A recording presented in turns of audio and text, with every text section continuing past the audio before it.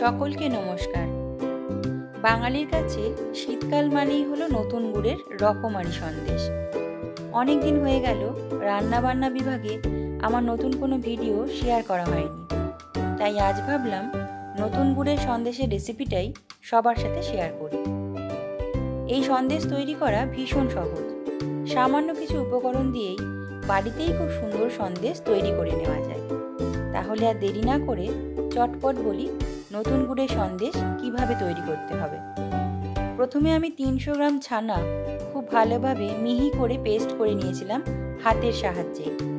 তারপর কড়াইতে 300 গ্রাম নলেন গুড় দিয়ে সেটাকে একটু ফুটিয়ে তার মধ্যেই মেখে রাখা ছানা, 2 চামচ পাউডার দুধ এবং 1 চামচ ঘি দিয়ে ভালো করে নাড়তে থাকলাম।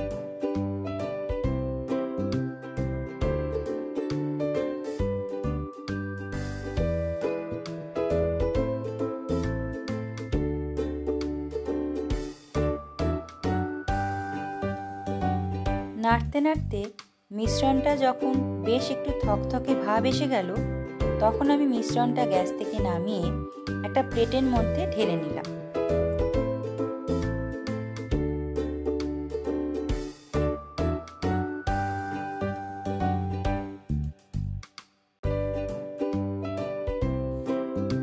মিশ্রণটা ঠান্ডা হয়ে যাবার পরে অল্প অল্প মিশ্রণ নিয়ে তাকে গোল বলের মতো পাকিয়ে তারপর সেটাকে মোদক বানানোর ছাঁচে ফেলে মিষ্টির আকারে গড়ে নিলাম।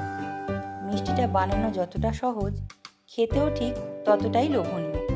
তোমরা সবাই এই সহজ রেসিপিটা শীতকালে অবশ্যই একবার ট্রাই করো। এই হলো আমার নতুন গুড়ের সন্দেশ। তোমরাও বাড়িতে বানিয়ে দেখো আর সবাই খুব ভালো থেকো। ধন্যবাদ।